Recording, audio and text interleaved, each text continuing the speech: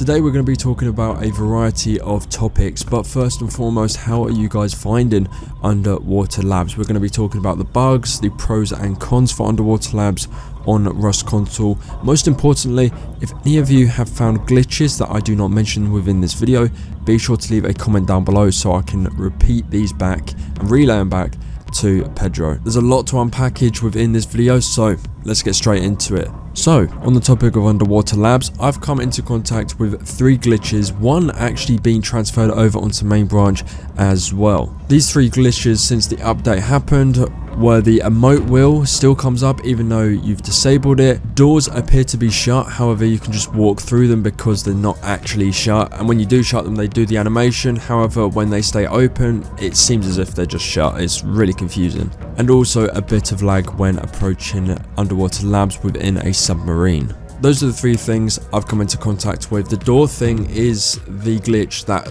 has somehow gotten over to main branch. Really is bad when it comes to admin a server, because when you're trying to sort stuff out, or even when you're playing, especially when you have a load of G doors down like every team does within this game, it's really hard to navigate through your base. So today we touch upon the Squa update, the anti-cheat, tugboats not being within the update that has just gone, and requests of new monuments. So without further ado, let's get into it. I messaged Pedro talking about the following. Are you able to elaborate at all on the anti-cheat, specifically console banning players? Would this be something community server owners have the power to do, or will this be something strictly Double 11 can do? And does the anti-cheat both apply to Zim and Cronus Zen? Now, for anyone that isn't familiar with the term of console banning someone or IP banning, basically when you're banned on Rust console at the moment, you're able to make alt accounts and then jump back in. The only thing that you're losing really is your skins, and a lot of people spend money on skins, so if you're banned, you lose all of them. However, you're still able to play the game. With console banning, they actually ban your console from being able to play on Rust console or that game. And obviously there's other ways you can bypass this, like buying a new console or doing something else. I'm not really too informed on this matter, but if you are banned, then you will just stay banned. You're not going to be able to make an alt account and jump on the game on that same console. Pedro replied saying, I won't say much as we are still in the test phase for it, but it should detect both Zim and Zen devices. That's all I can share for now. Now I'll keep prodding him as time goes on, not obviously every day or every week. It'll be here and there basically saying, is there any updates on the anti-cheat, because this, in my opinion, is the most prioritized thing Double 11 should be working on ahead of any other monuments, ahead of any other updates.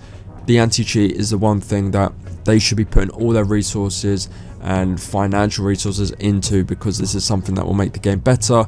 As for anyone that is like on the outside looking in, the game has a very bad reputation when it comes to cheaters, because the community is like so far gone now with cheating that it's just normalized, well and truly, and the legit players are kind of just stuck at the back like, you know, do I switch these devices, or do I just keep playing, or do I just stop playing full stop until an anti-cheat is put in place? For the second question I asked, tugboats. Myself and other news/update creators in the space really thought tugboats were coming or will be in within this update. Is there anything we could know on the progression of making tugs a reality in Rust console? Now, the only reason why a lot of us thought, you know, tugboats would be in within this game or within this update, let's say specifically, was because they are in the in-game files. So they have been worked on. Maybe they just haven't refined it just yet. Maybe it could come within the next update or 2, who knows. And I asked Jade about this in his live stream, and he had a pretty solid reply when it comes to tugboats, but we'll go over that just after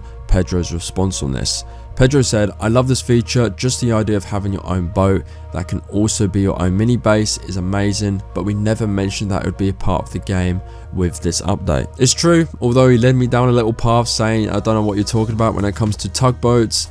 Again, I do think they're being worked on, and what I was just saying when it came to Jade Monkey was that he was saying that the tugboats have been within the game, they're in the game files, but they're probably just tweaking the steering. So when it comes to submarines, and it's funny because people want minicopters, but when you try and control these submarines, it's not easy at all, and whether they're still trying to refine it, make it better, so then they can apply that onto the tugboat, I don't know. But if you find subs hard to control, then minis is going to be a whole different kettle of fish for you. The last question I asked was this. A lot of requests on swamp and caves. Yes, I've seen you guys, I've heard your prayers about caves and swamps, so this question I've asked for you. Caves specifically I thought would happen with mill tunnels, anything to add regarding them coming, or if they're being worked on within Rust console. Now Pedro said this in response to that. As for caves, they are not in the plans right now.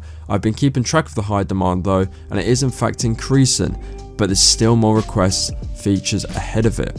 Now, one thing I do want to know is what are those requests? Like, obviously we know minis, maybe excavator, but I want to know the solid list behind this. And I've asked this question to Pedro and still awaiting a response. Whether or not he can tell me that information, I'm not too sure. But it seems as if swamps and caves taking a little bit of a backseat for the moment because there's more stuff in the works.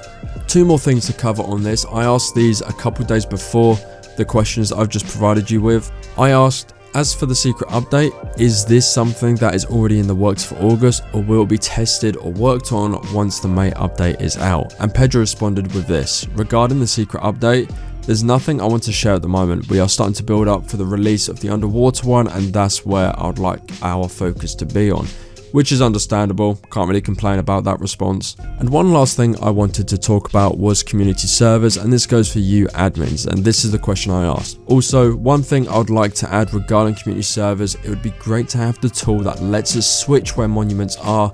For example, if launch site is in the snow and airfield is in the desert, we could switch the two if that makes sense. Not sure how possible that is. Pedro responded to this saying, it's a good suggestion, I think it was already considered, but I'm not sure. I'll pass it along to the team for sure. It'd be really cool to see this because maps is really one thing that is not slept on at all when it comes to wiping a server.